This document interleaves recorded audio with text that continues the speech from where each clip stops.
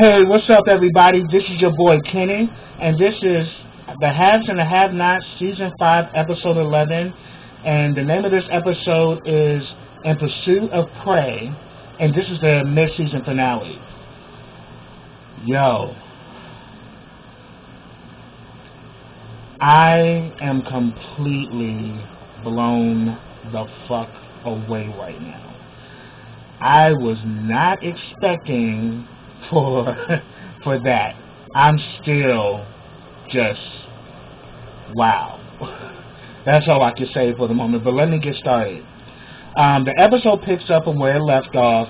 Erica is getting literally dicked down by David Harrington, and War is watching, and War has a mad look on his face, like he is pissed because David is tearing Erica up. But before David can finish, she stops him. She pretty much plays the Southern Belle role again, that, this is too much too soon, So David respectfully gets on his clothes and he ends up leaving. And next thing you know, we see War. We actually thought that War left because we see War and then War walks off. But War actually didn't leave. Because once David leaves, War comes out of the closet and he goes and he confronts Erica. And a lot of our suspicions were confirmed with this scene that one, Erica and War are a couple. And they are working together. He knows that she's a whore. But, that's her profession. But War is who he is. So War knows about it, but War doesn't like the fact that she's a whore. And she's like, look, this is my profession. You walked in when I was on a job. Like, she says, and why the hell are you here anyway? And he's like, you wouldn't answer your phone. So I'm like, okay, so obviously, if I didn't answer my phone, I'm working, but you just decided to show up. So we also find out that, yeah, Erica has been working with War the entire time. The whole thing with the mortgage and all of that, her, doing that whole foreclosing thing, that was all her idea, and War was in on it. And she says that, look, we're pretty much getting close, baby, and we're gonna take that bitch down. We're gonna pretty much take her for everything she got. And she also gives him a job that that she's at the Fountain Drop Motel. So.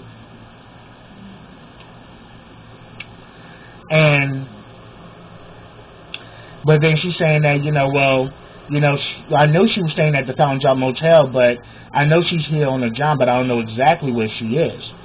So that's pretty much what's going on with that. But then she's like, I'm so happy that this bitch is finally falling apart. And she had the nerve to ask me for money. I'm like, Erica, you trifling fake ass bitch. Yo, I can't wait for her to get hers because she has this. Because she is the one that sent War to the Fountain Drop Hotel and said that Candace was there. So he's like, oh, if Candace there, I'm about to kill the bitch. I'm about to fuck her up. And like Erica's like, okay, fine, do what you have to do. But I'm just saying, we can get double now. We got her for $2 million, now we can get her for $4 million. So the whole time she was working with War. So yeah, I hope that bitch gets what's coming to her. She's fucking with my Candace. And that's not allowed. Next, we have a scene with Charles and Candace. Candace has completely got Charles up under her finger. Well, wrapped around her finger, as I meant to say. Because she taped the whole thing. She taped not only audio, but also video. So they go back and forth, and she pretty much, puts it out there that, look, this is not something you're going to be able to walk away from because you slept with the wrong kind of girl. And then he was saying that I'm a good person, I'm decent, I'm wholesome, I am a really good guy, and, I don't think and act the way that you're portraying right now. I don't live that kind of life. And Candace is like, that's so great. She used You know, that's very good for the presidential circuit, but it gets none right here. And she says that, look, you know, I could do anything with this, but right now I'm just going to have some fun with this. You know, I want you to come back here later on tonight. He's like, I'm not coming back here. She's like, you want to bet? And next thing you know, she begins to tell him that, look, let's be real. You don't want power. Oh, yeah, and I got that on tape, too. You really don't want power. And in reality, you want power in public. But in private, you want to be submissive. You know, kind of soft, tender. Bitch-like. That's what you want. And next thing you know, she pretty tells him, like, you know, she gets into her Chris Brown mode and is like, I want to see you strip. And next thing you know, she tells him to come here. And the next thing you know, he kisses her. And I'm like, she done got his ass. I'm like, wow. That's probably one of the biggest marks she's had in a long time. And he's like, money and all this shit. She's like, no, I don't want any of that. So I'm like, she wants something, but she's playing it smart. She's like, I'm gonna get you so deep that you won't be able to just walk away. So Candace is working it. Next, we have a scene with Melissa and Jeffrey. Jeffrey's getting a text from this woman named Anna, who's on her way to Wyatt's house to help him, you know, with his treatment. And then he also gets a text from Justin, and Justin is saying that he's sorry. You know. Next thing you know, Melissa takes the damn phone, and he's like, what the hell are you doing? And she's like, you know, who's Justin? You know, what's up? Why is he saying he's sorry? And then she begins to tell him that, look, I used to date a guy who was really mean to me and used to apologize, you know, who used to always, you know, apologize all the time, but will still go back and treat me like shit. She says, if he's that kind of guy, dump his ass right now, because it never changes. You know, so she pretty much said that, is he that type, or is he just the type that, you know, that is just sorry for being sorry, you know? But she says that, look, I want to help you, you know, if you want to go see him, you can take my car, because she makes me park my car up the road because she said that my car is too cheap to park in front of her house. I'm like, Veronica, you mean bitch. Damn. Like, you make the girl park her car up the street because you think her car is not good enough to park in your driveway, but she lives there? Like, damn. Like, you really treat this girl like garbage. And you can just tell that Melissa's at her wit's end. But it's like, and another thing is that she's also trying to get close to Jeffrey, but Jeffrey is just being a straight up asshole to her. And I'm like, Jeffrey, stop treating her like that, because it ain't her fucking fault. She is just as much of a victim of Veronica's shit as much as you are, and you taking it out on Melissa because you still mad that Melissa trapped you, but yet Melissa was being trapped at the same time. Why can't you get that, Jeffrey? Stupid ass. Next, we actually see that Wyatt and that Anna finally gets to Wyatt, and she comes there with the doctor and also the woman who's there to make sure that he pays the money, because it costs $10,000 a day for them to move in and to kind of get him back on the straight and narrow. His pressure was up. They pretty much gave him some vitals and all of that. And Anna mentions that, do you know Jeffrey Harrington? And he's like, yeah. And she says that, yeah, he's been calling like every other day to check to see, have you called us? So we can finally let him know that, yeah, you're good. So we got that going on. Next, we have a scene with Benny and Hannah. Benny's dumb ass decides to put the chair in front of the door thinking that's going to keep Candace in here. Hannah knocks on the door, she literally can't get in because Benny got the chair to the door, so he moves it, thinking he keeping Candace in there. He realizes she done went through the damn window. I'm like, you really don't know your sister very well, bro.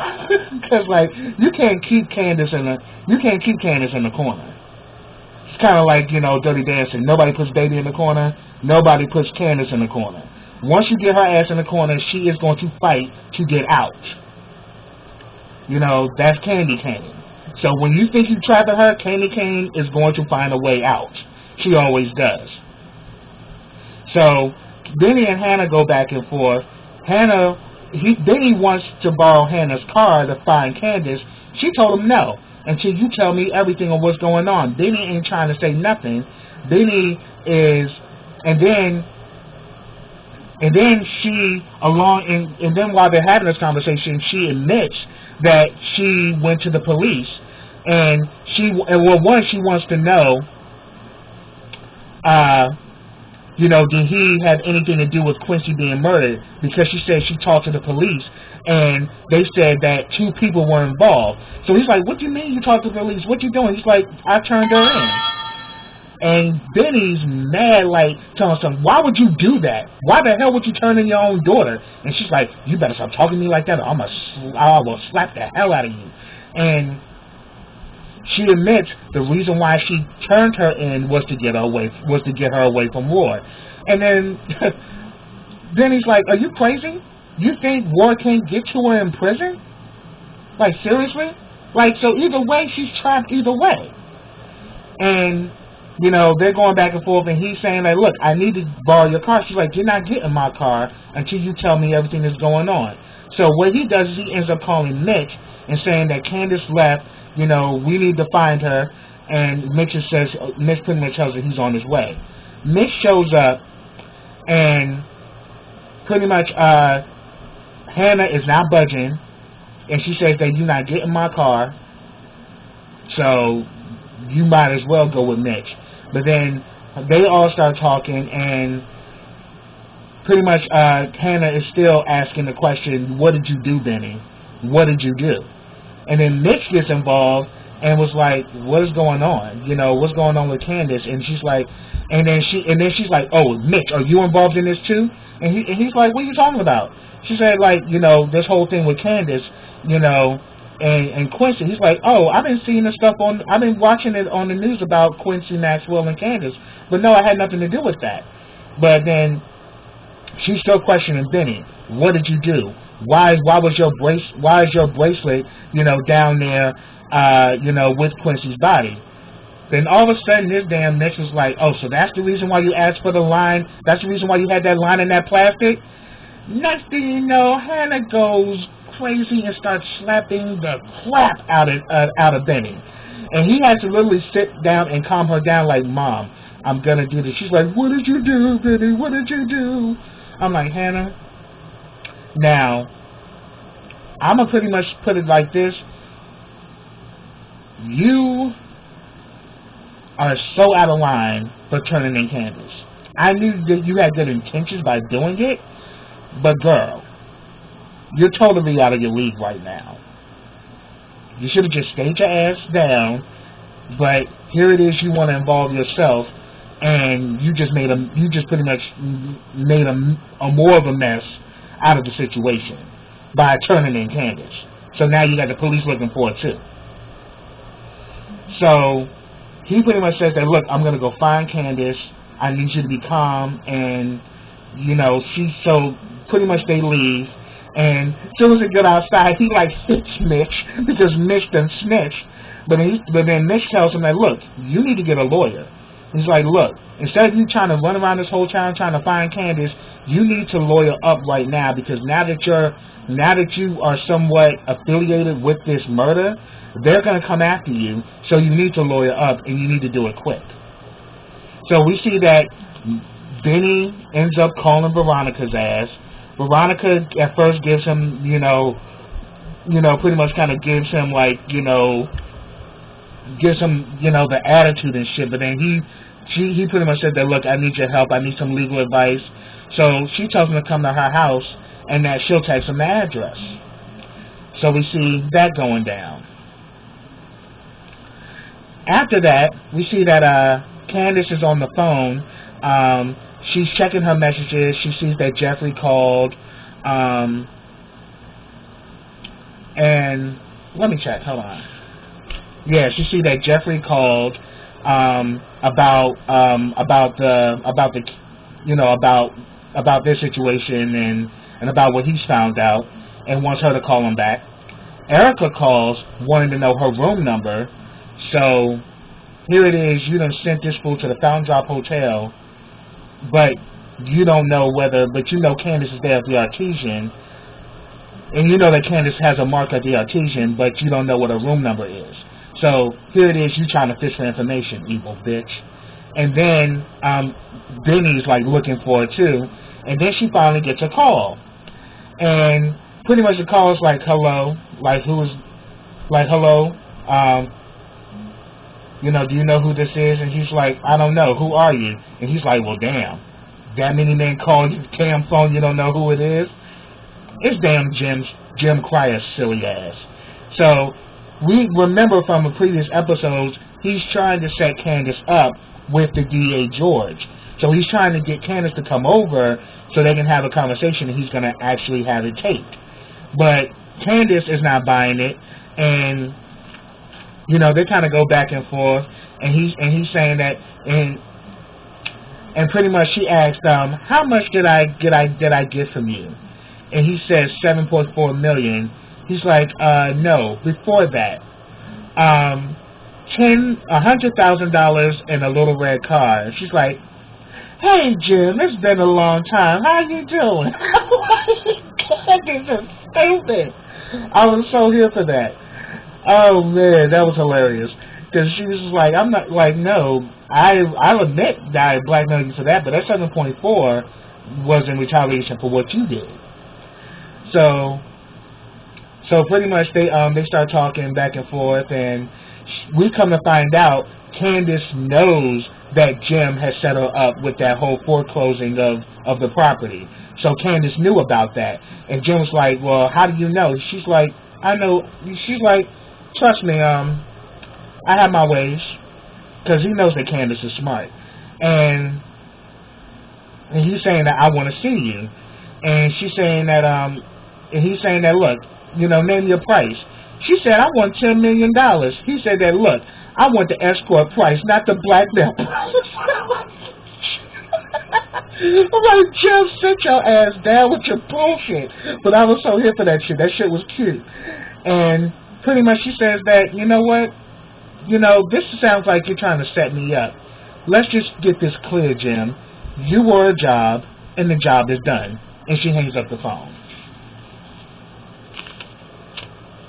Now, next thing you know, Jim is in his office. He walks out of his office and sees that everything in the house is gone.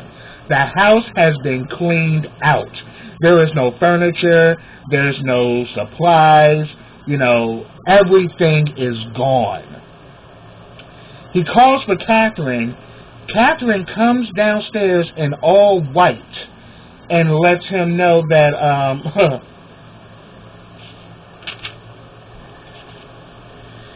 she pretty much lets him know that this is goodbye, Jim. I'm done. And he's like, Candace, he's like, Catherine, this is not a good time to be doing all this. She's like, look, I told you to leave. You didn't want to leave, so fine. I will pretty much sell this house right from under you if I have to. I'll sell this house for $5,000 or I'll donate it to charity. But this is done. We are over. And she's like, and I'm getting a divorce. And politely walks right out the door. And I'm like, Catherine is a damn boss. Catherine came to life this episode. Next thing you know, we see him call David. And he lets David know what's going on. And he's saying that, Catherine's on the deep end. And, and he's saying, and then and David's like, well, do you want me to come over there? And he's like, oh no, I'll come to the Artesian and meet up with you. We get to celebrate my divorce. And he's like, yeah, we get to celebrate mine too. So we now know that Jim is on his way to the Artesian to have drinks with David. But yeah, that scene when Catherine, came down the stairs, very, classic movie star. Like, I lived for that scene because she let it be known, I'm done. I'm not here for your bullshit anymore. We're done. It's over. And literally moved everything while he was in his office. He said, that's like the quietest moving crew that I've ever heard of. And he's like, I didn't even hear nobody move anything. And she says, yes, that was the point. But yeah, Catherine is done. And she let it be known how done she really was. Next, we see that Mitch and David pull up in front of Veronica's house. Jeffrey's looking out the window. Melissa's asking what's going on. And he's like, mind your damn business. And she's like, you don't have to talk to me like that. I mean, hello, I am a person. I am a human being. You can respect me. And I'm like, you're right, Melissa. She is a human being, Jeffrey. You can respect her. This situation ain't her fault. So why are you being mean to her? Stupid bitch. And I mean that for Jeffrey, not for Melissa. Next, we see that David is there. Benny is there to meet up with Veronica. And in Veronica fashion, they pretty much go back and forth. And Veronica is literally serving it. Like, she is letting Benny know, oh, if you want me to help you, then you need to help me. Won't you take your clothes off and let's work this out. Benny's not trying to go down that road, but Veronica's not letting up. And she's kind of letting me know, like, you sure you don't want to go down this road with me? She says, I can make whatever it is go away. And he even admits that he pretty much starts saying that his friend left some stuff, pretty much helped bury a body, and now he's kind of attached to the body, but he didn't kill the person, so how can his friend get off? And Veronica knew what he was talking about, and she brought up Quincy Maxwell and said that, so you helped bury the body. And he said that, yeah, but I didn't kill him. Of course she knows that. But here it is, she's trying to get Benny to roll around in the hay with her. Benny ain't with it, and Benny decides to leave. And she's like, are you sure? Are you sure? Next thing you know, Benny gets in the car. He's like, man, this old bitch is crazy. She up there trying to fuck me and shit. And I'm like, she up there trying to get at me. Like, he's like, man, you know how broads are. I'm like, Mitch, no. You really don't know how this woman is.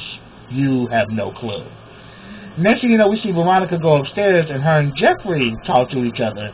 And pretty much, she's like, so what are you doing? Eavesdropping? Yeah. And I see that you're doing something that and Jeffrey's like, well, yeah. And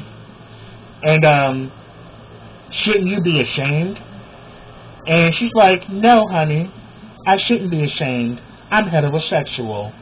I'm like, Veronica, have several fucking seats with that bullshit. Because he should not be ashamed of being gay. If anything, you should be ashamed that you're an old-ass female trying to fuck this young-ass boy because you ain't got no dick in your life. Now, that's something to be shameful of. And then she's like, well, what did you hear? And he was like, I heard he didn't want you. I'm like, Jeffrey is like throwing it at her ass. I'm like, Jeffrey was so throwing shade. And she was like, you know what? While you up here trying to be a smartass with me, I actually worked out a plan B. Due to the fact that now we have someone else attached to the crime scene, we can say that David and that Benny and Candace killed Quincy, which takes you completely off the hook. But he's like, well, what about my car key? She's like, that's just a minor detail. But yeah, you're off the hook, son. Now go in there and be with your future wife and stop worried about what the hell I'm doing. He's like, man, I'm getting sick of this shit. So he goes in the room. Oh yeah, just also to point out, before he was out in the hallway, when, you know, she was downstairs with Benny trying to throw her goodies up in his face. But before he left the room, Melissa gets a call from her mother, and she's like, what the hell my mother calling me in the middle of the night for? Like, she never calls me this late. Next thing you know, we come back into the room. We don't see Melissa anywhere. And Jeffrey is like, look, I'm not sleeping, because Jeffrey at first was sleeping on this chair and Melissa was sleeping on the bed. So he's like, Melissa, I'm sleeping in the bed, and I'm letting you know you better stay in your spot. I don't want not one piece of hair, hand, or breath touching me while I'm in bed with you. So stay in your lane and we'll be good. Next thing you know, she gets in bed, and next thing you know, we see her come out the bathroom. She gets in bed, and she pretty much says that my father died. And then next thing you know, like, Jeffrey's like just go to sleep. He's like, what are you doing? Are you peeing in the bed or something? He pulls the covers back, and she done slit her wrist. So now he's concerned. Like, oh my God, are you okay? Oh, like, you've been treating her like shit this whole fucking time. You don't think she needed a friend after all the crap she's been through? Like, yeah, it was messed up that she set you up, Jeffrey, but at the end of the day, she was being controlled by your mother, just like you, stupid. Now this girl done slit her damn wrist because she's looking for somebody, for an ally, and you just being a real bitch to her. But I hope Melissa makes it. But yeah, that is so crazy that her father died and she decided to take her own life because she loves her father that much. And it's crazy. Next we see Mitch, Benny, and Hannah are back at the Fountain Drop Hotel. Little do they know, they are about to meet an avalanche. They start talking, and pretty much while in this conversation, Mitch pretty much tells Benny that he needs to tell everything about what happened. He pretty much says that, you know, Benny buried the body, and, well, Mitch pretty much tells us to Hannah that Benny buried the body, but he didn't kill Quincy. So she asks, Benny, did you do it? And then Mitch is like, well, he didn't kill him. She's like, no. I want to hear from my son. And Mitch is very respectful of Hannah. And he admits that, no, I didn't do anything. Next thing you know, the damn door gets kicked the fuck in. Wyatt and his goons come in. They are going crazy. Hannah takes little Quincy and runs in the bathroom. Benny and Mitch try to fight Wyatt and his goons, but they're overpowered. Next thing you know, all the goons pull out Wyatt and the goons pull out their guns and start blasting the place. Pretty much, Benny and Mitch were able to get behind a mattress, which actually helped shield them from the bullets. We get up. After they leave, they pretty much call for Hannah and everything, and Hannah's quiet. So we thinking maybe Hannah, because we saw there were some bullets that went through the bathroom door. We open the door. Hannah's still alive, but little Quincy's been shot up. And that's where it ended. I am completely blown the fuck away. But my prediction is that Hannah is going to kill Wyatt. Now that he done shot that baby, we're about to see another kind of Hannah when the season comes back. And I'm so here for it because I'm ready for Wyatt to die. Wyatt has got to fucking go. But that's my review, everybody. If I missed anything, put it down in the comments. I'd love to talk to you guys. But subscribe to my channel. Click that bell so you can get notifications every time I drop a video. Like this video, share this video, comment on this video, and I will be back I will be back once the Have and the Have-Nots reappears again, or re-premieres, I mean, because this is the mid-season finale. So I will be back, soon with the rest of my commentary once the Have and the Have-Nots come back. So I thank you guys for your love and support, and I thank you guys for following me. So until then, Take care, everybody.